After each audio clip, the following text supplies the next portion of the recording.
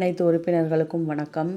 இன்னைக்கு செவ்வாய்க்கிழமை காலையில் பிள்ளைங்களுக்கு தயிர் சாப்பாடும் ஊறுகாயும் வச்சு ஸ்கூலுக்கு தாட்டி விட்ட பின்னாடி எங்களுக்கு சாப்பிட்றதுக்கும் ஒன்றும் இல்லைன்னு பார்த்தபோது சரி சுக்கட்டிக்காய் குழம்பு வைக்கலான்னு சொல்லிட்டு சுக்கட்டிக்காயெல்லாம் நல்லா க்ளீன் பண்ணிட்டு நல்லா தண்ணி ஊற்றி அலசிட்டு சின்ன வெங்காயத்தை சின்ன சின்னதாக கட் பண்ணிவிட்டு தக்காளியும் சின்ன சின்னதாக கட் பண்ணி ஒரு கடாயை காய வச்சு அதில் கொஞ்சம் எண்ணெய் ஊற்றி அதில் கடுகு கருவேப்பிலெல்லாம் போடணும். எங்கிட்ட அந்த கடுகு கருவேப்பிலை இல்லை, தீர்ந்துருச்சு, வாங்கணும்.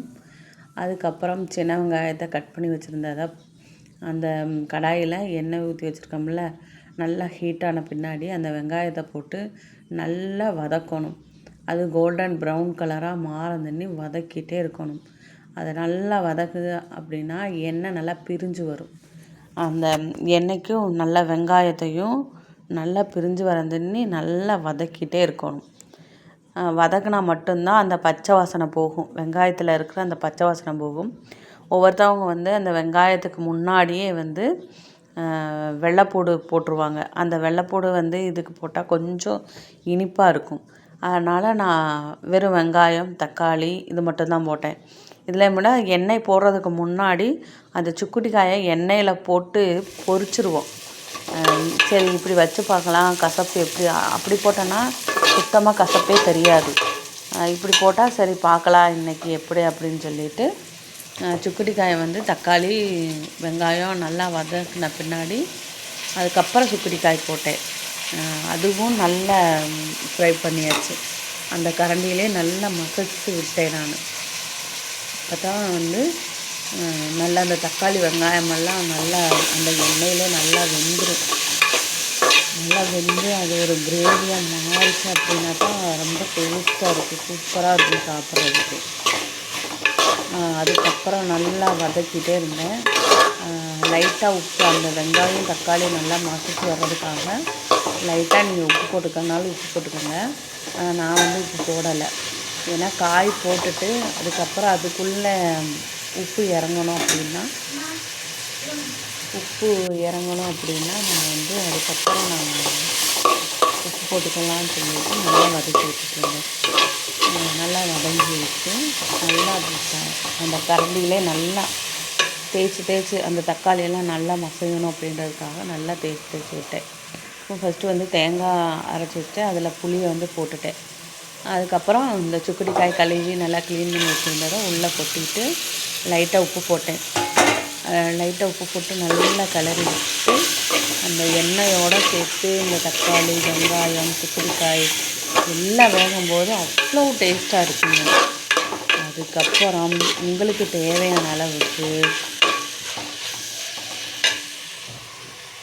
லைட்டாக மஞ்சத்தூள் போட்டுக்கோங்க. ஏன்னா அது மஞ்சத்தூள் போடலை அப்படின்னா அது ஒரு கலரே கொடுக்காது. அதனால் காய் போட்டோன்னே உங்களுக்கு தேவையான அளவுக்கு மஞ்சத்தூள் போட்டுக்கோங்க. ரெண்டாவது உங்கள் காரத்துக்கு தகுந்த மாதிரி மிளகாத்தூள் போட்டுக்கோங்க. நான் இவ்வளவு தான் எடுத்திருக்கேன், ஏன்னா எங்கள் வீட்டில் காரம் அதிகமாக சாப்பிட மாட்டாங்க. நான் மட்டும்தான் காரம் நல்லா சாப்பிடுவேன். அதனால் அவங்களுக்கு தகுந்த மாதிரி லைட்டாக வரமிளகாத்தூள் எடுத்துட்டேன். அதுக்கப்புறம் வீட்டு மிளகாத்தூளில் கொஞ்சம் காரம் கம்மி, அதில் தேவையான அளவுக்கு போட்டுட்டேன். ஏன்னா காரம்னா குழந்தைங்களாம் சாப்பிட மாட்டாங்க. அதனால் அதுக்கப்புறம் லைட்டாக உப்பு போட்டுட்டு நல்லா கிளறி அடி பிடிச்சிருச்சு வேறு லைட்டான.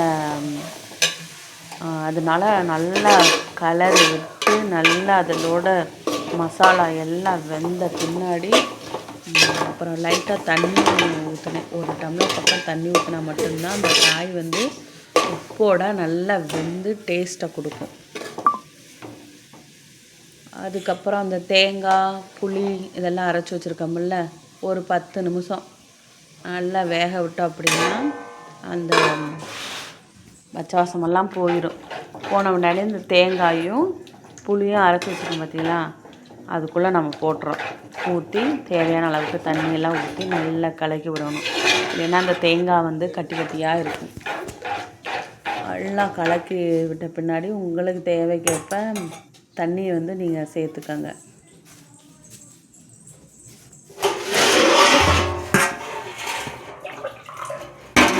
எனக்கு தேவையான அளவு தான் தண்ணி எடுத்துக்கிட்டேன். ஆனால் நான் வந்து நல்லா கொதிக்க விடணும். அதனால் எனக்கு தேவையான அளவுக்கு நான் தண்ணி எடுத்துக்கிட்டேன்.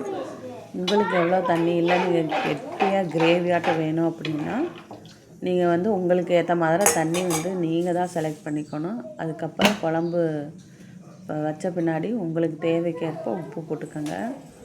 உப்பு போட்டு நான் அதையும் நல்லா கிளறி விட்டுட்டு, அப்புறம் எண்ணெய் நல்லா திரண்டு வரணும். அந்த குழம்புக்கு ஊற்றி நல்லா கொதிக்க விட்ட உடனே நான் தட்டு போட்டு மூடி வச்சுருங்க. அப்போ தான் ஒரு 5 நிமிஷத்தில் குழம்பு கொதிஞ்சு வரும். அதுக்கப்புறம் எண்ணெய் பிரிஞ்சு வருது பார்த்தீங்களா, இந்த டயத்தில் நம்ம ஸ்டவ்வை ஆஃப் பண்ணிடணும். ஆஃப் பண்ணிவிட்டு நம்ம சாப்பிட்டுக்கலாம். இது போல் யாராவது புளிக்குழம்பு, அதாவது சுக்கட்டிக்காய் குழம்பு யாராவது வைப்பீங்க அப்படின்னா கமெண்ட் பாக்ஸில் நாங்களும் இப்படி தான் வைப்பேன்னு சொல்லுங்கள்.